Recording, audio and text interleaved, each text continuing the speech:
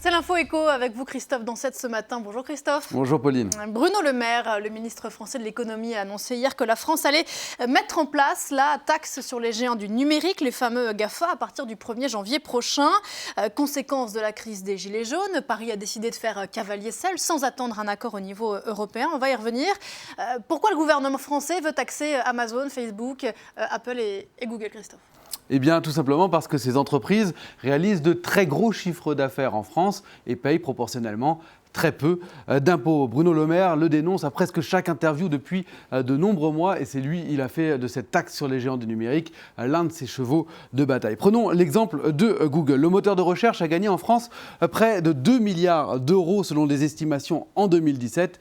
En réalité, il n'a déclaré que 325 millions d'euros. Résultat, il n'a payé une facture que de 14 millions d'euros au fisc français, ce qui est très peu pour le groupe. Même chose pour Apple qui a déclaré autour de 800 millions d'euros de chiffre d'affaires, alors que le chiffre d'affaires réel estimé serait plutôt de l'ordre de 4 milliards d'euros. Résultat, il a payé 19 millions d'euros d'impôts en France en 2017, et là aussi, c'est très peu. Dernier exemple encore plus édifiant, celui de Facebook. Le chiffre d'affaires dans l'Hexagone de Facebook est de l'ordre de 950 millions d'euros en 2017. Il n'a déclaré que 56 millions d'euros. Résultat, il n'a payé en 2017 que moins de 2 millions d'euros, 1 900 000 euros très exactement. Là aussi, c'est très peu et tous les géants du numérique font la même chose, que ce soit Amazon, Uber, Airbnb.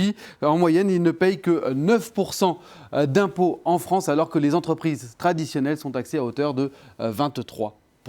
Alors le fisc en France, Christophe, évidemment, n'épargne pas les entreprises qui doivent payer leurs impôts les unes comme les autres. Comment font ces GAFA pour ne pas payer les taxes qu'ils sont censés payer ? Eh bien, grâce à des montages fiscaux extrêmement astucieux et extrêmement complexes. Je vais vous en donner l'un d'entre eux qui s'appelle le sandwich hollandais, double irlandais. Voilà, c'est assez compliqué. Le consommateur achète en France à une entreprise dont le siège européen se trouve en Irlande, par exemple. L'argent se transite ensuite par les Pays-Bas, où les transferts ne sont pas taxés, repasse par l'Irlande et passe ensuite aux Bermudes, qui est un pays où les taxes sont extrêmement faibles, pour retourner ensuite à la maison mère aux États-Unis. Très difficile dans ce cas de récupérer l'impôt à sa juste valeur, que ce soit en France ou encore en Allemagne, par exemple. Alors, si on ne s'est pas étouffé avec le sandwich irlandais, en quoi va consister cette taxe que veut mettre en place le gouvernement français ? Eh bien, la France va directement taxer le chiffre d'affaires des entreprises réalisées en France à hauteur de 3% environ, même si ce chiffre de 3% n'est pas encore tout à fait arrêté par Bercy. En plus, il souhaite taxer les revenus publicitaires de tous ces groupes, principalement Google, Facebook et Twitter, puisque ce n'est pas le cas d'Amazon qui ne réalise pas de revenus publicitaires en France.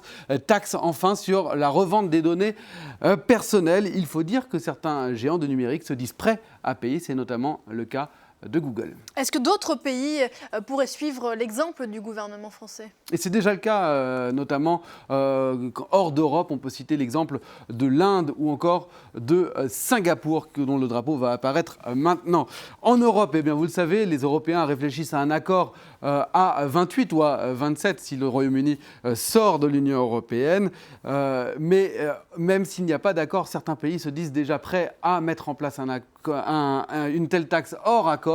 C'est le cas de l'Espagne ou de l'Italie. Le Royaume-Uni, on en parlait, va mettre en place une taxe sur les GAFA à partir de 2020. Alors la France donc fait cavalier seul car l'accord au niveau européen peine à se mettre en place. Pourquoi est-ce que c'est si compliqué ? Eh bien parce que certains pays sont extrêmement réfractaires, tout simplement parce qu'ils profitent de l'optimisation fiscale des géants de numérique. Je vous citais tout à l'heure l'Irlande, on peut citer également le Luxembourg, deux pays où se trouve un certain nombre de sièges de ces géants de numérique. Pour l'Irlande, par exemple, on peut citer l'exemple d'Apple, c'est 6 000 emplois et Dublin redoute de voir ces emplois disparaître. On comprend donc qu'assez logiquement, eh bien, Dublin est hostile à cette taxe sur les GAFA. Mais d'autres pays, à l'image de la Suède ou du Danemark, sont également hostiles parce qu'eux redoutent des représailles de Donald Trump.